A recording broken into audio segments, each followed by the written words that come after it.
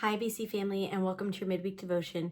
Today, I want to talk about the secret place and being peaceful on purpose as we enter into this new year. So, everyday life happens, right? People can get on our nerves, family members go to the hospital, unexpected bills, job issues, doctor reports, things you don't see coming when you wake up in the morning can suddenly hit in life, right? And I've had some of those recently, and I remembered how the Bible talks about that it never says that we're not going to have storms, but it does say that He will give us peace in the midst of storms, right? And He's going to give you this peace that passes all understanding. So it means despite everything going on around you, you can still have this amazing peace in the midst of all the chaos. So when we live in peace, it's not an accident. We don't suddenly stumble across a peaceful moment. No, if we wait for all of our circumstances, everything that life brings to calm down, then we're going to be waiting for our entire lives, right? No, we have to choose peace on purpose. We have to be purposeful about it. So we were never meant to carry heavy loads. The Bible talks about casting our cares on Him. We're supposed to choose peace because when you rest in Him, then God goes to work. But when we work, God sits back and rests. He's like, oh, okay, apparently you have it, right? But when we choose to rest and we choose peace on purpose, then God's like, okay, you're trusting in me. You have faith in me. I'm going to go to work on your behalf, right? So King David understood this quite well. He said, the Lord is my shepherd. He leads me beside still waters. One version says restful waters. This is in Psalms 23. What was David saying? He was saying the way that I can protect my peace and keep my sanity in the midst of the chaos, because if you know anything about King David, he definitely did not live a chaotic free life. He had a lot of chaos in his life. He said, in order to protect my peace and keep my sanity in the midst of it, I go to God and He leads me to restful waters where I can empty out all my fear and anxiety and stress and let my mind be at rest, right? It's not a physical place that He's talking about. He's talking about a spiritual place. It can be chaos and chaotic all around you, but on the inside, you're at peace. You could be sitting in a hospital room being given a report, but inside you have a peace, right? Because God's leading you by restful waters. Hebrews 4:3 says, for we who have believed, adhered to, and trusted in, and relied on God, we do enter rest. So think about how you enter rest. 2 Timothy 3:1-5 in the Passion talks about the hardships we live in nowadays.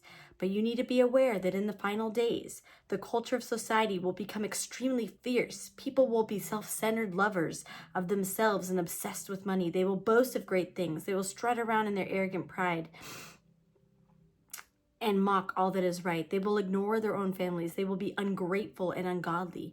They will become addicted to hateful and malicious slander, slaves to their desires. They will be ferocious, belligerent haters of good and right. I mean, we're seeing this right now in our present day. With brutal treachery, they will act without restraint, wrapped in clouds of their conceit. They will find their delight in the pleasures of this world more than in the pleasures of the loving God. They may pretend to have respect for God, but in reality, they want nothing to do with God's power. I really love that version of that because it just describes today. So 2 Timothy 4:3-4 says, for the time is coming when they will no longer listen and respond to the healing words of truth because they will become selfish and proud. They will seek out teachers with soothing words that line up with their desires, saying just what they want to hear. They will close their ears to the truth and believe nothing but fables and myths. But here's what I'm getting to.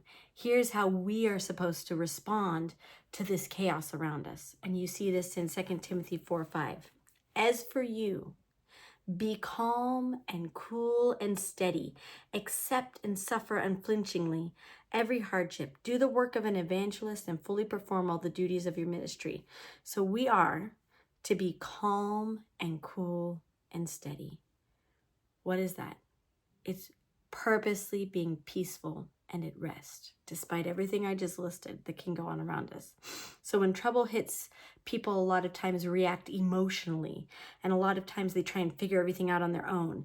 Others panic, and you see a lot of Christians suddenly like rebuke the devil, and they are going to fast, and they're going to do these things. And I'm not saying that's wrong. Biblically, that is good if God has led you to do that. But if you're doing that right off the bat, you're still missing the first step. The first thing you are to do when hardships hit is you need to step into rest and be led to the still waters. We need to act in obedience to the leading of God rather than reacting out of our emotions. Hebrews 4:2-3 addresses how some people, even Christians, don't enter into rest. It says, "For indeed we have had the glad tidings proclaimed to us just as truly as the Israelites, but the message they heard did not benefit them because it was not mixed with faith." That's where that piece comes in. With their leaning of the entire personality on God and absolute trust and confidence in his power, wisdom, and goodness by those who heard it, neither were they united in faith with the ones, Joshua and Caleb, who heard and did believe. For we, here we come back to that same verse again, have believed, we do enter that rest. So it was all about the Israelites. They heard the good reports. They heard what the Bible said. They heard the promises, but they could not get their eyes off the chaos around them, and they could not see what they were supposed to see. They could not step into that rest. They kept their fear. They kept their stress. They kept their anxiety, and their faith did not mix, and they weren't able to see the promised land, right? In the Passion, it says, "For we have heard the good news of deliverance just as they did, yet they didn't join their faith with the word. Instead, what they heard didn't affect them deeply, for they doubted." Honestly, I feel like that's a lot of Christians today. You sit in church, you listen to sermons, and you hear, but it doesn't affect you deeply, and you doubt. You hang on to this unbelief, and it causes you to still react out of emotions instead of have that strong, I trust God no matter what, and you can enter into that peace. Hebrews 4:3, "For those of us who believe, faith activates the promise, and we experience the realm of confident rest." That's the Passion translation of Hebrews 4:3, and I love that. Faith activates the promise, and then we can experience the realm of confident rest. So after reading what we just read, we realize that rest is a place. Psalms 91:1 said, "He who dwells in the secret place of the Most High shall remain fixed and stable under the shadow of the Almighty." The place of rest is the secret place. It's the presence of God. That is the place of rest. I love what Joyce Meyer said one time. She said, "When we are in the secret place, we don't have to worry or fret or have any anxiety. We don't have to try and figure out everything. Our flesh may be screaming at us to do something, but we can remain calm, cool, and steady. We can relax and be secure knowing that in the presence of the Lord, there is joy, peace, and rest." I love that. When you are hooked up with God and spending that time with him and your faith is activated, then you can calm your flesh down and enter into that rest, even in the hardest of moments. Joyce also said something that I keep meditating on. She said, "As much as we would like to know God's plan and ways for us, all we really need to know is that his presence will be with us wherever he sends us and whatever he gives us to do." That's what it comes down to. It's not a matter of me figuring out anything. It's a matter of me knowing God's with me. It's going to be okay. So I want you to really think about that this week. That's something King David truly understood in Psalms 23. "The Lord is my shepherd, I shall not lack. He makes me to lie down in green pastures. He leads me beside the still and restful waters. He refreshes and restores my life. He leads me in the path of righteousness for his name's sake. Yea, though I walk through the valley of the shadow of death."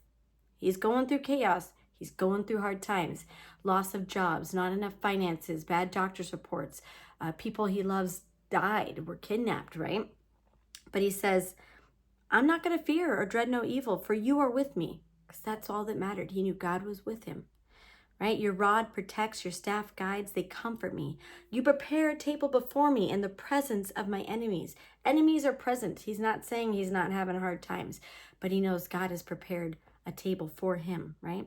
You anoint my head with oil and my cup is running over. Surely only goodness, mercy, and unfailing love shall follow me all the days of my life.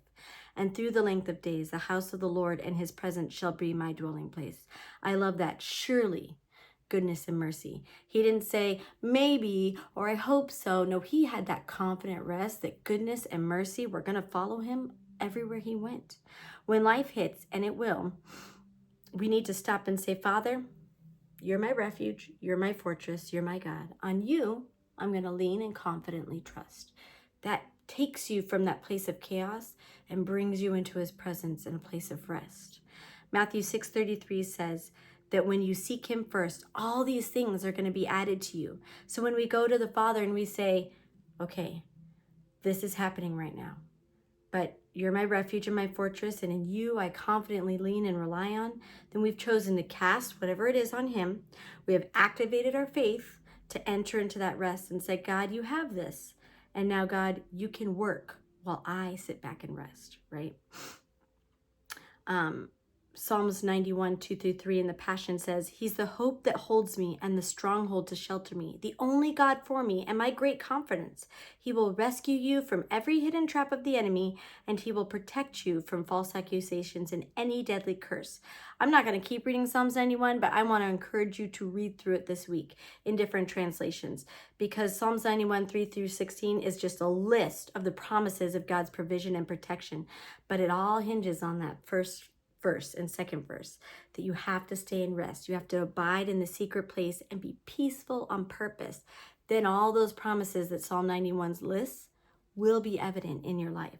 So I want to leave you with one last verse, and it's in Psalms 126:5. So those who went off with heavy hearts will come home laughing with armloads of blessings. I love that verse. You may be stressed about your future or about what's coming. It's the new year. I encourage you to find a place of peace, because when you're at peace, you're in a position of power.